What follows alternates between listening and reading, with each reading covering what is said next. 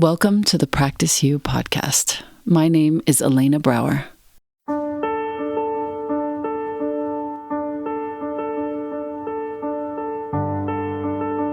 Let's dive into today's conversation regarding life's myriad transitions and how we refine our responses in our relationships, our wellness, our households, our work, and in our practices.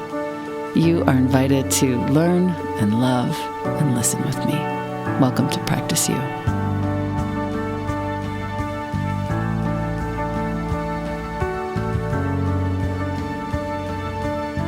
Welcome back to the podcast. I have with me a new friend who is destined to be a great friend. Her name is Susan Ashley Hunt, also known as Sue Hunt.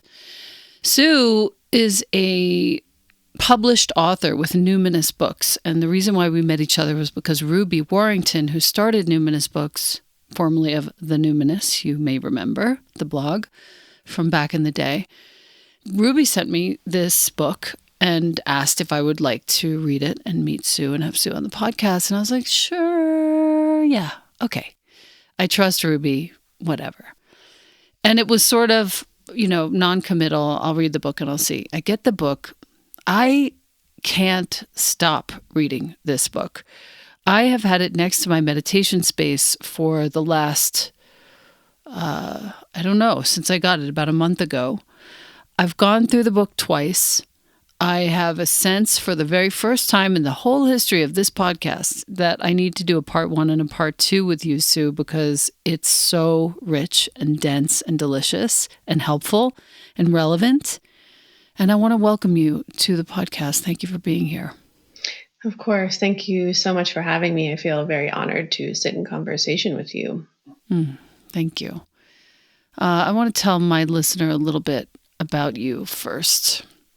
Radical Buddhist and spiritual guide Sue Hunt walks readers through a 9-month consciousness design process to dismantle binary worldview and discover a more contemplative vision of self and reality. Now let's define binary worldview for a moment. Binary worldview is the thinking that everything we encounter is either this or that. That's the root cause, as Sue says, of so much suffering, oppression, inner and outer conflict in our world right now. Often the polarization we see in the wider societal structure and social structure is a projection of this same binaried schism that lives within each of us. Now, combining elements of Buddhist and yogic philosophy, which normally would totally turn me off, but this book is absolutely exceptional, and I demand, my listener, that you definitely entertain the possibility of getting it. Combining Buddhist and yogic philosophy with a step-by-step constructive method, Sue invites us to fully embody the both and mentality. That is the foundation of a more ethical life. So there are 9 binaries in this book. I'm jumping right in. Great. And in these 9 binaries, you've split them up into 3 sections. I have the book right in front of me. It is so awesomely, painfully dog-eared. You have the first section, which is called Rooted in Reality. Private and public is the first binary. Sick and well, the second. Masculine, feminine, the third. In the second section, it's called Living Heart Action. Lack and abundance. Hustle and flow. Root and crown. And all of these sound like, oh yeah, I've heard these before. I don't need to listen to this podcast. I promise you, you haven't heard them explained in these ways before. Please stay with us. The third section, higher octaves of consciousness, which for my little fourth way child inside of me really appreciates this mention. Attachment and aversion. Self-will and destiny. Past and future. Now, I want to start where we start at the very beginning, because private and public is something that has become, really top of mind for so many of us of late. And it's the first binary for a reason. Each of us has experienced the struggle of trying to reconcile public faces, private lives. Okay? Our very identity needs to be integrated and uncovered. All the various identities, plural, all the many masks, as you say, that we adopt to navigate the world. This is actually the groundwork for interdependent relationships, for ethical behavior. This is why it's first. I have spent the last month with this one. And as instructed, I didn't move on. I've read the rest of the book, of course, but I didn't move on in my own sort of practices. I'm staying with this particular binary for myself for now. The reclined meditation is the subtle body practice, which is so potent and important for me. What I would like to do is find out from you what exactly your intent is for your reader to heal, solve, sort this divide between public and private, and how we can begin to dwell in the gray area comfortably. Mm-hmm.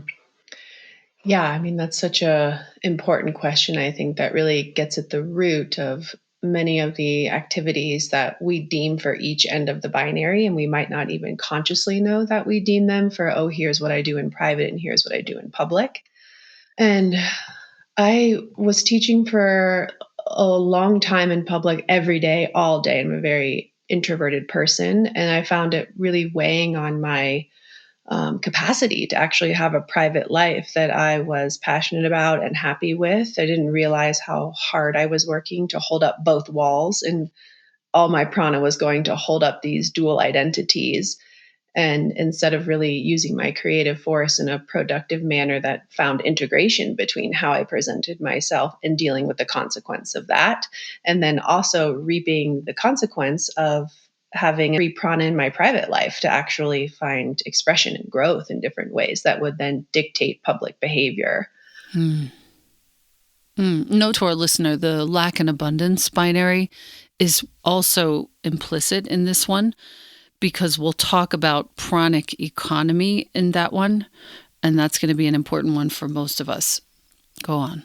Mm-hmm, totally. Yeah, and I wanted to start first with an ethical grounding because, I know this book doesn't fit super well in the self-help world. And I was curious in your intro how Buddhism and yoga philosophy would turn you off. And I think I might have a feeling. It's just been, it doesn't necessarily turn me off. I feel like I just want to learn new things. And I have a whole pile next to my meditation cushion of incredible Buddhist books and teachings from Roshi Joan, Pat Enkyo O'Hara, Kwang Lu, Thich Nhat Hanh. I feel like I've got the meat of what I wanted to know at the age of 50 right here. And I was like, oh God, another philosophy book. I'm just being honest. Another philosophy book. Oh boy. I cracked it open, and literally within the foreword that you yourself wrote, I was blown away by the fact that I was about to learn many new things, not just a few. Yeah, I totally feel that. I have also been just disenchanted to a degree, although I love Roshi Joan and all of her work in the world. But one of the things that really inspires me about her work is that it's so engaged, and it's engaged really for an older population. And that's how I met Lisa, because I used to work at Urban Zen. So I would be in that area where she used to live all the time. Of course. Yeah. And at that time I was 20 and everyone around me was 45, 55, 60, So now in my mid 30s, I was like, where are all my millennials at? Right. Where's the next wave? Where's Right. the next wave? Let's actually put some work into the world that feels new, is a new synthesis, isn't just a regurgitation. Yes. You know what's interesting? Since you mentioned Roshi Joan, I actually feel like I tell as many of my friends about her as possible, especially younger friends in their 30s and 20s, because I think the word engaged that you use, the fact that she's so committed to socially engaged Buddhist practice and really making it real, boots on the ground, relevant for all of us, I want younger people to study with her, because otherwise it's going to be missed. Her understanding and her articulation of things is absolutely priceless, one of a kind, beyond. None of us can possibly bring it the way that she does. based on her experience. So I tell everybody to get the book Fruitful Darkness and go study with her as much as you can. Take courses online if you can. But I hear you 100%, and we do need to find the younger crew and get them involved. Yeah, definitely. Less of a regurgitation and passiveness, and I address sort of the commercial idea of non-attachment in transitory nature, really hoping to sort of blow holes through that sort of passive spiritual go with the flow kind of mentality that we really see being adopted, I think, in my generation. That's also in the lack abundance section as well, which I really appreciated. Going back to private and public just for a moment. Over the course of a few weeks, the first thing that we started to do in this chapter is develop a bird's eye view of ourselves, meaning literally using witness ability to watch ourselves from the ceiling of all kinds of scenarios. Notice how you hold yourself at a party. Notice if you're standing at an event with other people. Check in with your chest, with your arm motions. You ask us the effort it takes to uphold acceptable body language. I started watching all of this, and I realized that my expenditure, which again we'll talk about later in the book, was extraordinary. It was so high. And I was, doing all these things to make sure people knew that I was listening or I was present or all these things. And I realized I don't need to do any of that anymore. And the first thing I noticed about this particular chapter in exploration is that it's given me a sense of quietude in my body. And I thank you for that. Good. That's so beautiful. Then you have this baseline between, I know that's from at least my understanding of you, how you are in your internal private relationships. And I know that's how you hold the teacher's seat. So to have much more continuity like that is extremely powerful. Yeah. We could pretty much stop talking right now. That was incredible. That's exactly right. Checking in with how you hold yourself with family, even on the phone with your friends. I noticed I was cursing a whole lot with my friends, which I don't otherwise do anymore, which is really weird. And I noticed when I'm all alone how I hold myself, which is the third prompt. I'm on page 35 right now, if you're following along with us. And I noticed myself slumping sometimes, nobody's here. Boom. And I started to change my posture and just hold myself in a certain way for myself, which also lent itself. It wasn't an expenditure, I noticed. It was actually a pleasure to care for myself in this way. I really appreciate also, we're going to page 36 now, the private-public Venn diagram that you encourage us to create, asking ourselves the following questions about public behavior. Why do I behave like this? How do I hope I will be judged or seen? What societal standards say this behavior is correct in this public space? What public behaviors help me maintain my power or my standing? Holy shit. What compromises, ethical compromises, did I have to make to keep this power dynamic alive? These are really deep questions that have forced me, and I'm so glad I didn't read this at 40 because I think I would have been really sad, with some of these answers. But at 50, I feel like I care a lot less about what people think, and I'm finally coming around to be able to answer these questions in a way that feels whole to me. I'll just go on, and then I have a question for you. Ask yourself the following questions about your private behavior. Still on page 36. What voices in your head do you keep private? Boom. This is a lot of the work that I did with the Handel group finally turned me on to the voices in my head. I didn't really realize that I was thinking that was God. How do those voices encourage codependent behavior in the private realm? Wow.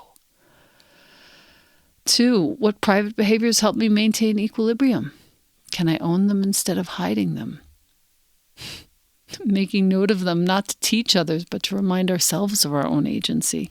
This is so powerful.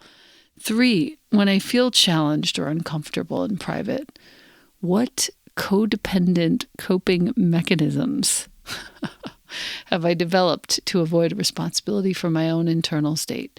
I could literally stop now, right there. That's a big one. Yeah, I that's mean, a huge one. the number of times in relationship with both my man and my child and my child's father, thirdly, coping mechanisms that I've developed to avoid responsibility for my own internal state with each of them have become straight to my face, straight to the surface. And I'm starting to be able to see and laugh. Like, the sense of humor is crucial in these explorations. You're in your 30s, and my question along this moment is this: how on God's green earth do you understand this depth at this age? Because when I was 30, I was lucky to be alive. I'm really asking, like, where did Yeah. you get this from? I mean, I could say the same thing in my early 20s, lucky to be alive. But I think that Right. I had a pretty serious university of the soul, age 15 through age 25. And so that was a real booster shot to my consciousness. And I also think spirituality, Buddhism in particular, I'm an intelligent person, but I won't do shit if I'm not extremely motivated and I really want to do it. And so it was such a schism in my own life of, why can't I stick to something? I have the skills, obviously.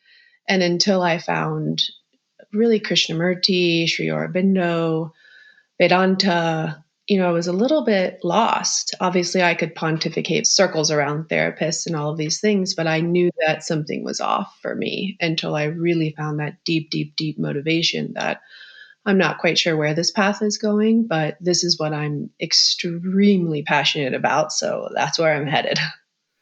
Got it. And I appreciated the reference to Aurobindo, Krishnamurti, especially because both of them came through in my 30s too and really made a difference in my understanding of things. I want to keep going. Page 37, I just want to sort of breeze through a couple more of these for our listener. I would like for you to actually define codependent for our listener first before I go on, because before I was exposed to what that actually means, I really didn't understand what it meant at all. I didn't understand the depth of pain that people go through when they're really, truly codependent, and how it's not dissimilar to any addiction where you have to work your way into it to work your way out of it and to really see it. So if you wouldn't mind to define codependency for us, please. Sure, of course. I think it's when in our central nervous system, we've really lost our state of sovereignty where we can fully own our own emotions and our own experience. And we seek validation in the private or the public space. It can be through our professional life, it can be through our marriages, through our children, that we always have to call back for a reflection that we recognize. And sometimes that reflection is extremely unhealthy. We're not totally conscious of our behavior, yet it's our only real coping mechanism. And so then that programming gets really deeply embedded into our interpersonal relationships where they don't know themselves without us and we don't know ourselves without them. Got it. Okay, so that helps. The parts of ourselves that we reserve for private space with self or partner or close friends can reveal where we enter the codependent private end of this binary. It's not to say you can't vent every once in a while, you say. We're on page 37. But remain aware that this venting is often part of your consciousness attempting to work through misperceptions of the public part of this binary. And what's so interesting is I think before I read this book, I truly did not have an understanding of what you were saying. And I truly was spending a lot of pranic energy and other kinds of energy in these moments of unloading and dumping and giving over my power, all kinds of stuff where I just didn't need to be doing that at all. And in me cleaning that part of my behavior up, I'm seeing my man also doing the same. Because he's coming from a very codependent background. I spent a lot of my childhood alone, so I don't really have that bone in my body, but I definitely would foist my internal state onto him and give him responsibility for it where I shouldn't have. So just thank you for this. Page 38. You can thank my partner for that. I will thank your partner for that when I come to Taos. I will do that. Yeah, that'll be awesome. Yes. I put it into those words, but he did this thing with me early on where he'd be like, okay, 3 minutes. Okay, 10 minutes. And I could just sort of spew debriefing after I taught or what I could have done better or things like that. And then when it was over, it was over. And I was like, wow, that is incredible.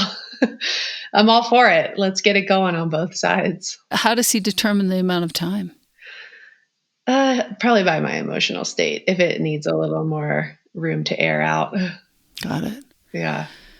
Top of page 38, you say that one of the most profound private practices while asking yourself about these reflective lines of inquiry is to stop all gossip. This is a tough one. As you say, even if it's just you and your best friend sitting around the dinner table, guess what gossip is? An attempt to protect our own egoic projections. In committing to quitting this, we learn to stop pinning judgment, dislike, hatred, or blame onto others and take responsibility instead for our own responses and reactions. This is true power. What I've identified, this is true power. And I've watched with friends as I've held myself back and listened to them talk, and as I've joined in and been a gossip also ever since reading this. And I can see the difference in my, speaking of pranic economy, I can see the difference in my bank account chronically when I don't contribute and I don't go on the ride versus when I do. Yeah, it takes a lot of restraint, for sure, in that moment when all of the sort of piano keys of triggers are getting hit. But in the long run, it's like such an amazing thing to go, oh, wow, I don't really know the full story. Maybe they don't either. And will I have a full conversation with that person? I guess I don't know. And it becomes a matter of, as Roshi Joan teaches so beautifully, make sure that you stay very, very curious about things, and don't snap to judgment so quickly. I don't want to give the whole book away here, and I do want to move on to a couple more binaries before we close out here. But what I want to say is on page 39, you talk about redefining the collective, quote unquote, in order to break this private public binary and begin to live somewhere in between. We must redefine the collective as a blank screen. Explain this to us. Mm-hmm. Yeah. So I think in New Age spirituality, really in the last 5 to 10 years, I've heard so much chatter about the collective consciousness, the collective consciousness. This is happening out in the world in the collective soup or the cosmic soup. And really starting to look at that language because the neurolinguistic programming of that, I kept seeing this othering happening, that this is happening out there. It's not happening in me. And actually, when I lived in New York in my early 20s, I was at the Shivananda ashram. I think it's somewhere in Midtown. And Swami was giving a Dharma talk, and Swami Shivananda said something along the lines of, the entire world's suffering is your suffering. And at the time, I was like, okay, yeah, cool. That's awesome. And then as I really listened even more closely to how much my generation in particular was othering the world's suffering through that type of language of collective consciousness, as someone who studied transpersonal psych in grad school, the understanding that everything that comes through the filter of my eyes and my sense portals has to go through my subjective understanding of self. There's just absolutely no way around it. So how could we say that this issue is happening out there in the collective cosmic soup, but yet I still had to perceive it in a particular way? Then I'm in a chemical state all of a sudden. Then really that issue is inseparable from me. So the blank screen is the idea of, oh, wow, this is me absorbing stimulus. And then I'm projecting onto what I'm calling the blank screen, my perception of the problem, of the issue, of the systemic problem. And then I'm skipping a little bit over a few very important things, but I want my reader to really spend the time in this particular section. When we catch ourselves nodding along with a certain sentiment, liking a post, reposting a post, posit that in order to agree or disagree with something, we're seeking recognition in that reflection. And the question we need to ask ourselves is, what are you denying about your own unique context? So what are you numbing out? What are you not seeing? What are you trying to join in with? What are you trying to get away from? These are all questions that I think we haven't been invited to ask explicitly yet. And that's why I think this book is of the utmost importance right now. The sort of granular bits of this, and I do really want my reader to read page 40. Examine your motivations, intentions, emotional turmoil. Like when you quick to repost something, okay. What if you were to wait an hour and make sure that's still what you want to put forth? You know, these are interesting questions. Commit to interrupting the ego structure's futile attempts to seek sameness. That's an intense one. Oh my God. It's just so awesome. Last thing for this section. Take everything personally. Take nothing personally. Talk to us about this. Mm-hmm. Yeah, I mean, I wonder if this would also resonate with you. I've learned so much about myself from swallowing yucky things other people have said to me about my behavior and really getting on my white gloves and going, did I do that? How did I make them feel that way? Is part of that correct? Why did I do that? What did I wish I had done? To actually not just say, oh, they're so judgmental, or, oh, they don't get it, or, oh, they're not in my shoes, they have no idea, right? To actually take their emotional response seriously. And then to also have the competing idea and being able to hold that intelligently, the competing idea inside ourselves is, do I want to hold that truth that they're throwing at me? Is that something that I would like to wear on my identity or not? And there's a really happy marriage there, I think, where you can get really real with yourself and then decide what stays and what goes. Yeah, I appreciate that a lot. I think a lot of the work that I did right when I turned 40, I met the founders of the Handel Group, and for better or for worse, it was some of the most important work I did to get real and to own my behavior with certain people that made people feel really bad, own my behavior with certain people that made people feel really good when it was at my own expense. So I appreciate this invitation because it really helps me to see, okay, how about now? Have you checked in recently? And is there anything that you could do better? Is there anything that you're doing really well? Like, it's not just calling out.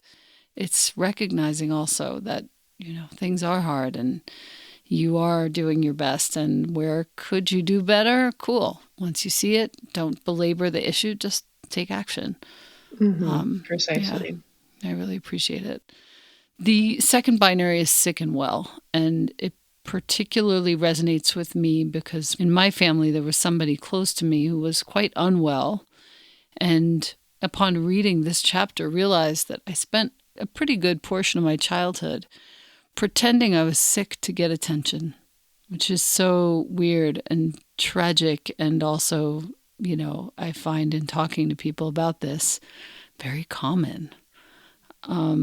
Talk to us about how this became the second binary and why it is situated in the book where it is. Definitely. So this was definitely Ruby and Bess's suggestion that this come in the first three. It was on the list for sure. I didn't realize sort of how prolific it would be positioning the whole work of transitory nature. And I had to be really honest with myself where I've spent time in the last 15 years, and that is in the wellness, yoga, new age spirituality space. And wellness in particular is something that I've just grown quite averse to in so many ways. And I really wanted to look at that because that wasn't the case when I started my path long ago and was like, okay, I've got all the tools. Here we go. Let's do it. And I think my rigorous study of Buddhism and Zen and meditation, obviously motivated the title of the book. But I think really looking at commercial wellness is very, very important because it's infiltrated so much of our language in the way that we eat and the way that we interact with each other. I mean, New Age spirituality, even entering into politics nowadays. So it felt very important that we looked at our inevitable death. And there's a section, there are so many really important aspects of this binary that really kind of blew my mind, but there's a section on page 54, the healing as wholeness myth. Let's clear this up once and for all, you say. I'm quoting. All caps. You are never broken. Much of the self-help rhetoric we hear preaches that healing equals wholeness. Beneath this language is a worldview subconsciously rooted in the sick, well binary of broken and fixed. Oh my God. And what we don't realize, if you're even listening to this right now, you're part of the perpetuation of this binary. A lot of us unknowingly approach our body-mind from the following vantage point. Quote, you are healed when you can share your story out loud and it doesn't make you cry. Quote, you are healed when you're no longer triggered. Quote, you are healed when the same toxic situation doesn't come around again.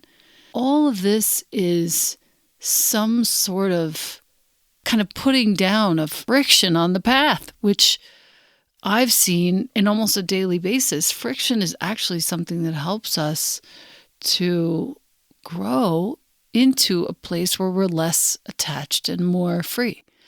And you even say as much in this paragraph here. We're not seeking to obliterate triggers. Intense situations arise, quote, and I have a handle on how I choose to respond, end quote. Like, that's where the sick-well binary is actually healed. Yes, I feel. yes. Talk to us a little bit about where this came from in your own personal experience, and then we'll move on to the third. Mm-hmm.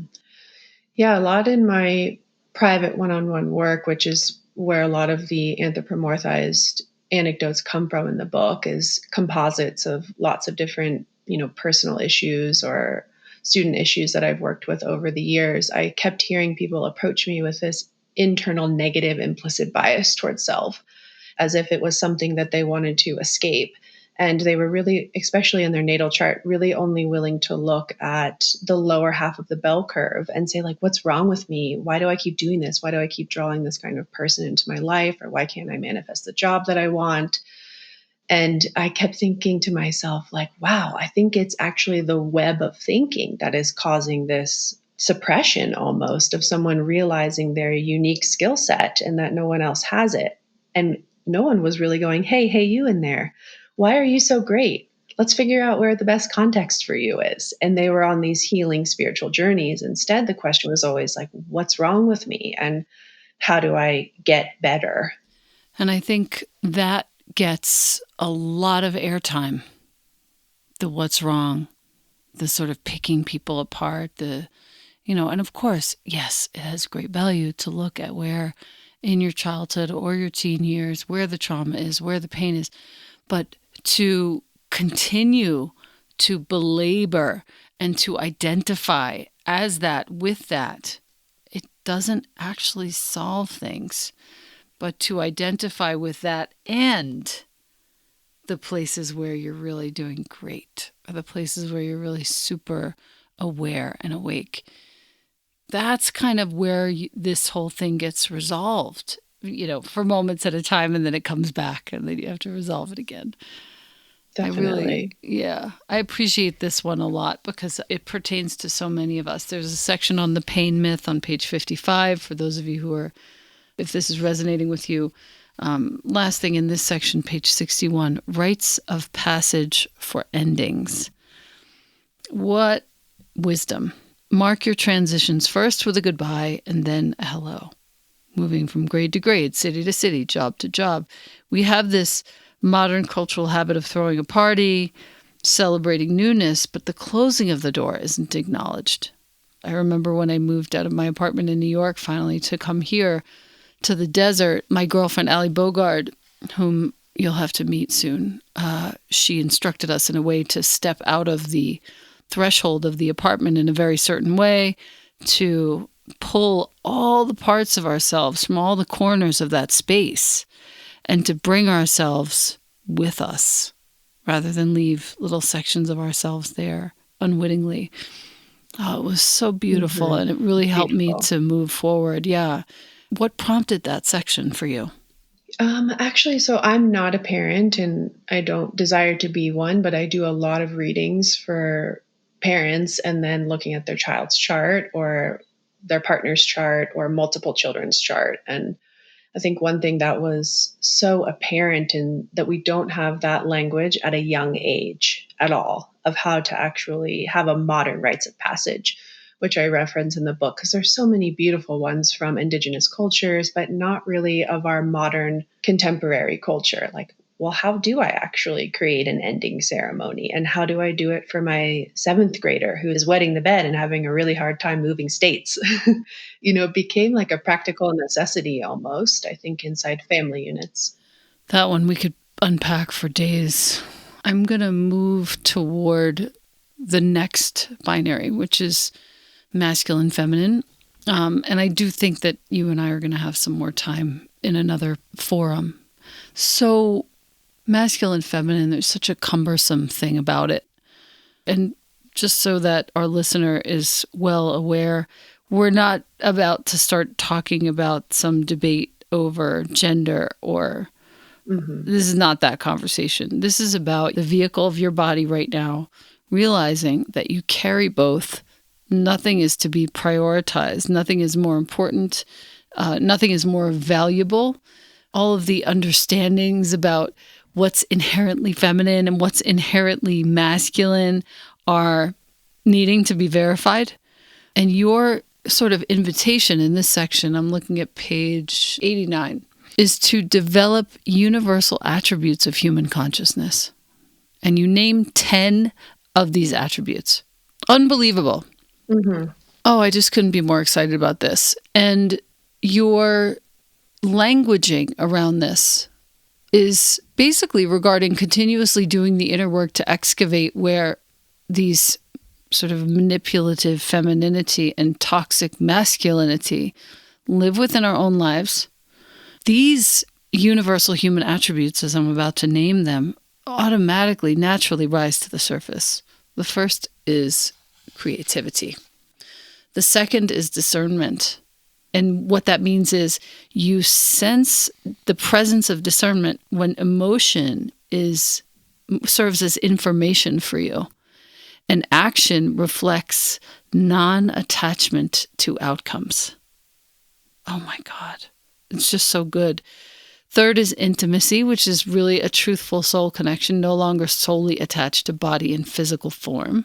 Fourth, passion/compassion, care for another's well-being without any conditions or strings attached. 5, empathy, making space for another's lived experience without comparing it to your own in order to value or devalue it. 6, determination, committing to the deep feeling and intensity of sharing your true genderless spirit. Oh my God. I skipped ahead and I did one of the practices, the dancing and jumping around and like yelling and screaming. And to be in touch with your genderless spirit, oh my word. What a revelation. Let's see. Number 7 is sensitivity, which is the capacity to sense the unspoken communication of all interpersonal narratives, all consciousness structures. 8 is intuition, pure receptivity, deep existential listening.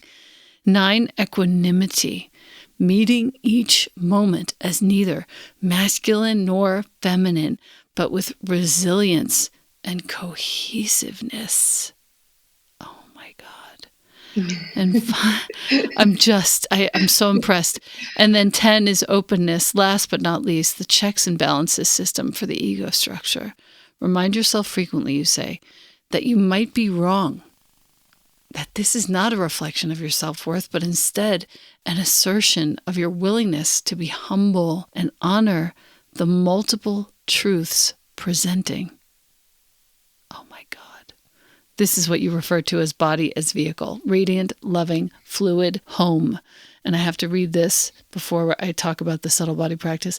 May we all seek to set ourselves and others free from the social prison of gender as we break the masculine-feminine binary through lived action and novel structures of consciousness. God bless you.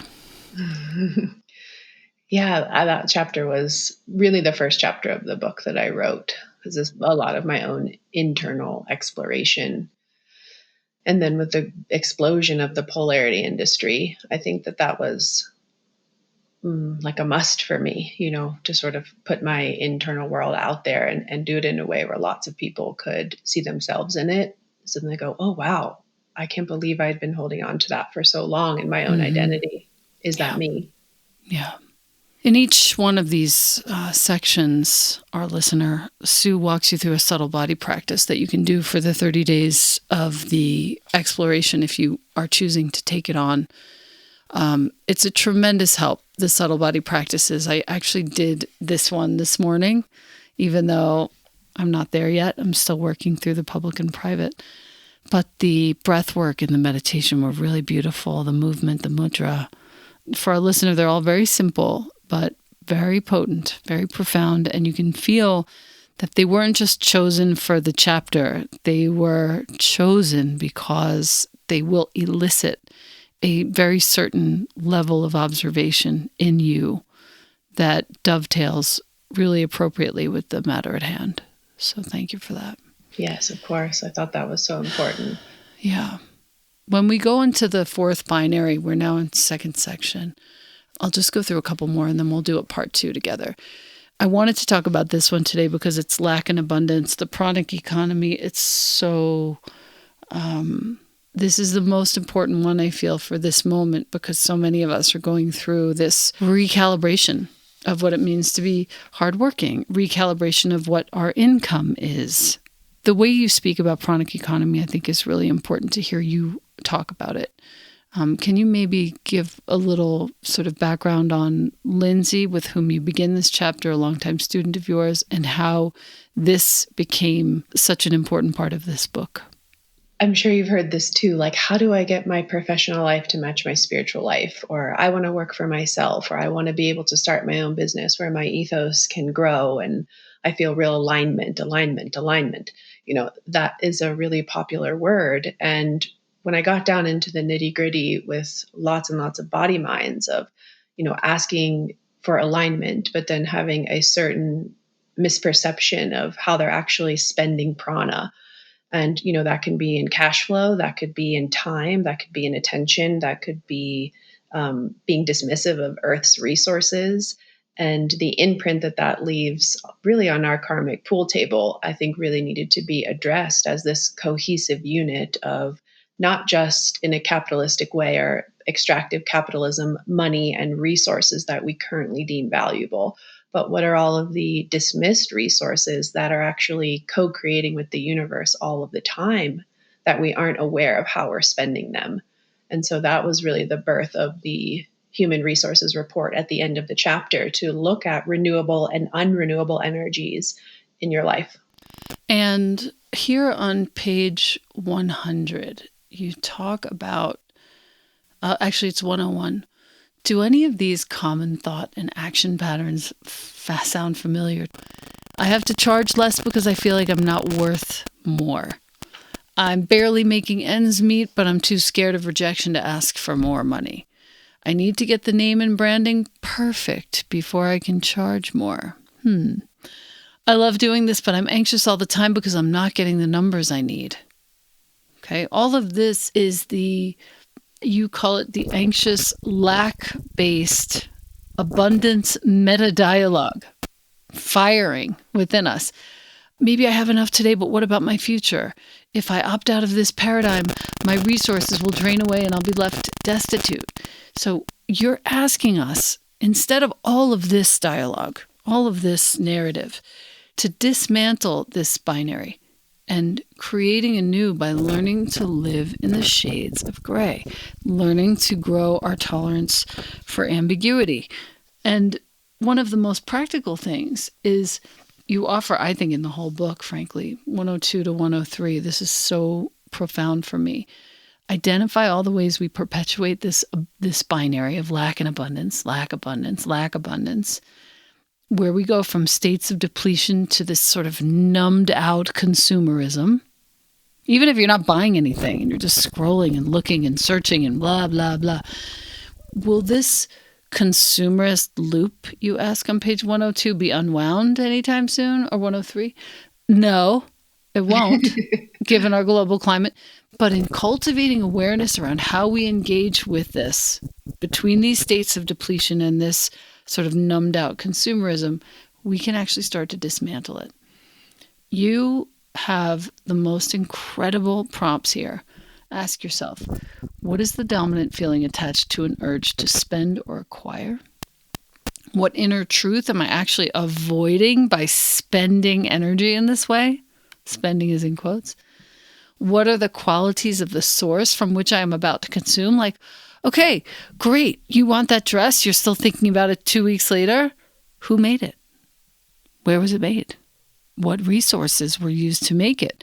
Like, there are plenty of companies out there who are using incredible sources of labor that are super ethical, where people are being paid not just a fair wage, but an incredible wage, and their families are being sustained, versus, was that dress made by a child in forced labor situations?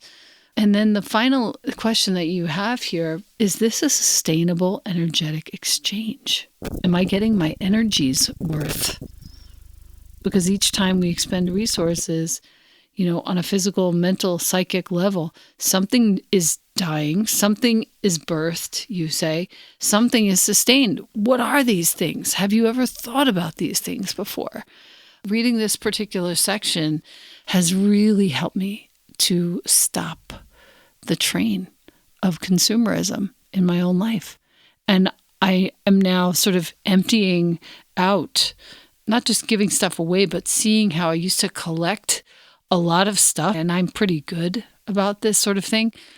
I was still collecting stuff. I was buying stuff that I didn't need because of an image that I had in my head, or that was presented to me in some catalog or some online situation.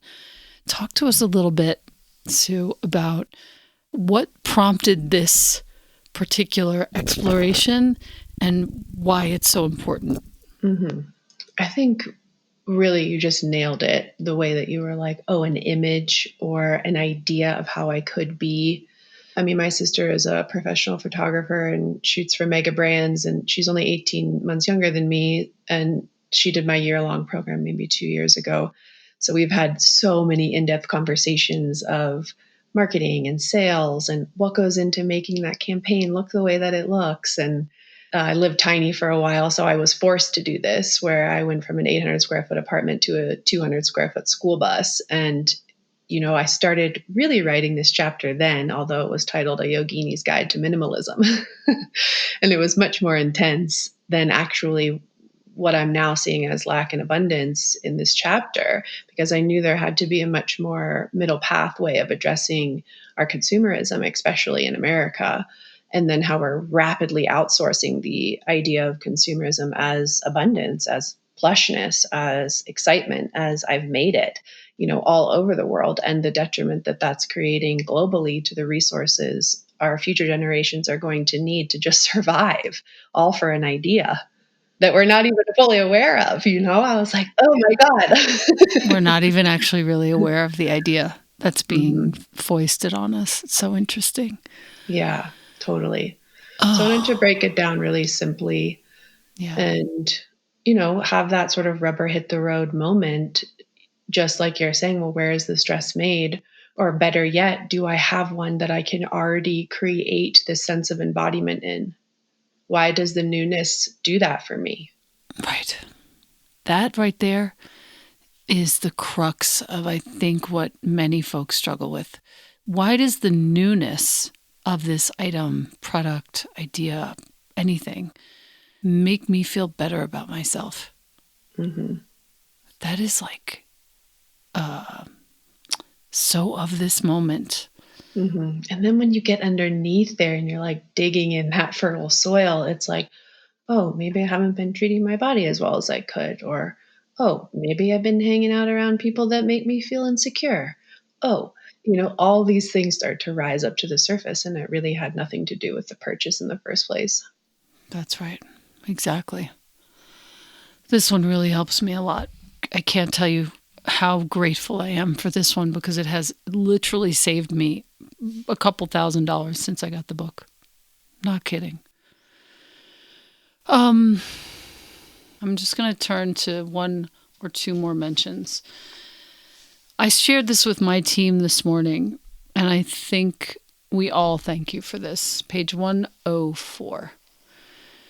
In a public Dharma talk, a student once asked me about living a life of alignment as a health and wellness industry professional. At the root, I sensed a deep wonder in her question. How do I manifest a life I love? And yet I could also hear her need for this to feel effortless, a desire connected to a glorified idea that abundance would just click into place if only she could crack the manifestation code. Doom, doom, doom. The M word.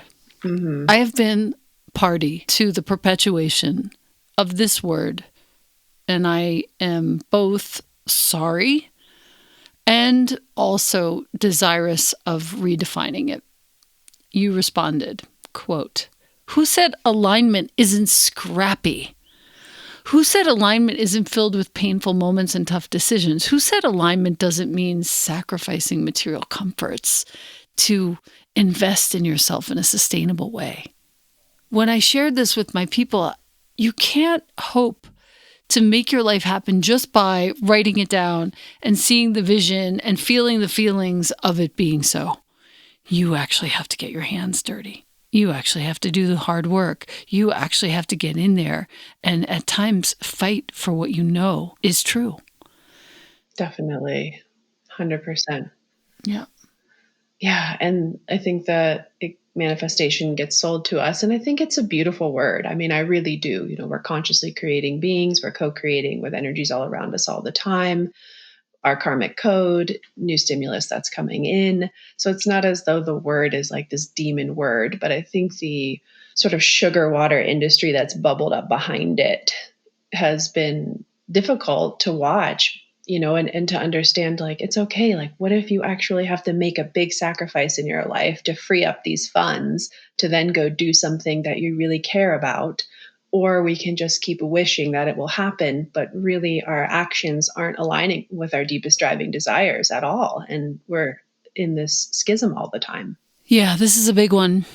This is a big one. If you're listening to us and this is making sense to you, honestly, take the time and get this book and work your way through this particular section because it will help you see how human you are and how normal it is and how mitigatable it is, like how easy it is to mitigate this whole experience of the myth of lack and abundance, the myth of manifestation, and start to really see, okay, so if I have the capacity to work, if I have certain privileges, like we haven't even touched that, but that's also a factor. What does that mean? What responsibility do you have?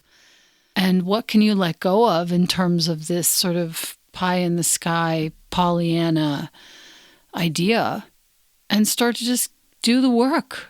I feel like we should continue this in a part 2. I don't think I've ever done a podcast this long. Yeah, I would Honestly. absolutely be so honored to do that. And I really appreciate it.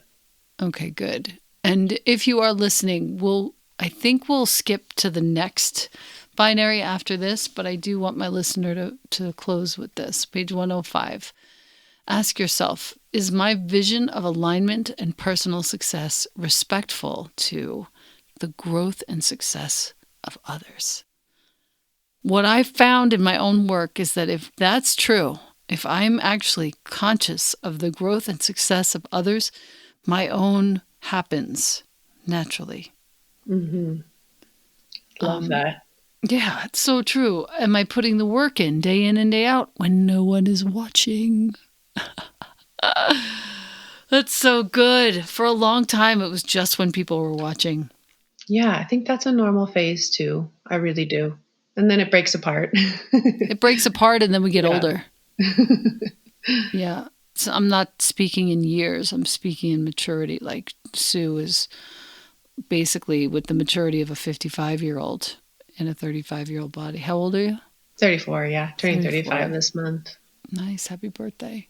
Thanks. Lastly, on the deepest energetic level, do I steal from others? Do I hoard resources? And you ask us to look closely at relationships with coworkers, mentors, bosses, family. This is so important. I can't state enough how important this is, because when you really look, if you happen to notice that you are hoarding resources, i.e., information, money, even time, it's costing you. Yes. Yeah. I think a big that's deal. so huge. Yeah. And that was such a big part for me, especially with my teachers and my mentors. Like, how do I be so respectful of their willingness to open doors for me, to give me information, to sit with me, to process with me, to work with me? Like, how do I pay it forward with that level of maturity all the time in my own actions? Yeah. And really, the last couple of points. This is where you might be surprised, our listener, because one of the ways in which to recover from this sort of mistaken myth of lack abundance binary, schedule unscheduled time for yourself daily in caps. Blocking off 30 minutes a day to do nothing. That's my next move right now. Just going to go sit on the couch and do nothing. And you have to protect it fiercely, because other things will find their way into your sphere of vision and priority and will come and interrupt you. But this, to build your pranic reserves, see how it has nothing to do with money and yet everything to do with money, creates this, quote, genuine abundance, which you define as a more fluid understanding of equality and symbiotic exchange. That's genuine abundance. So if you have, you share. So if you earn, you give. So if you have more time, you give some of that. You have a consumerism inquiry on page 109, which is very specific and has really helped me a lot. That's where I really saved a couple $1,000s in the last few weeks that I really shouldn't be spending. So thank you.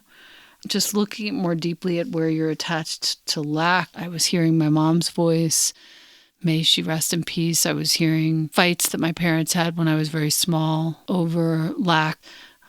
You have a whole self-worth and lack wound inquiry on page 110 that also helped me a lot.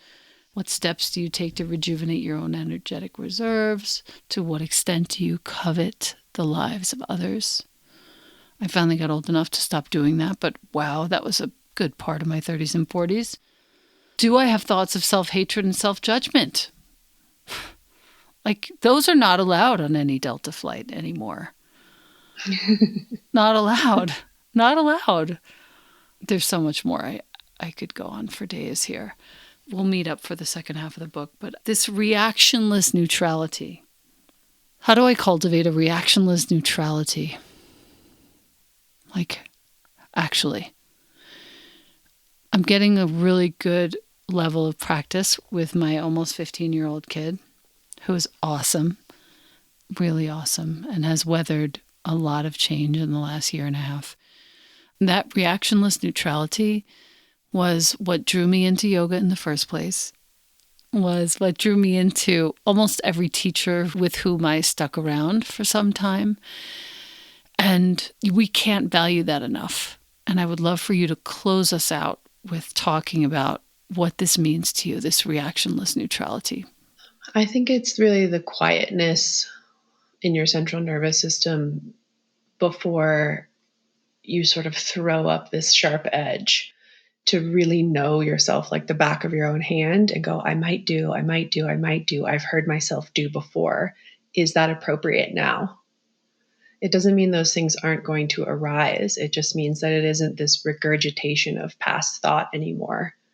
So, reactionless doesn't mean passivity. It means extreme curiosity for the ways you have behaved in the past, and then the new imprint of you that you'd like to birth now. It's really making a choice in the moment of how you want to show up for yourself or for others. Tremendous work, Sue. I'm so glad that I said yes to receiving this book.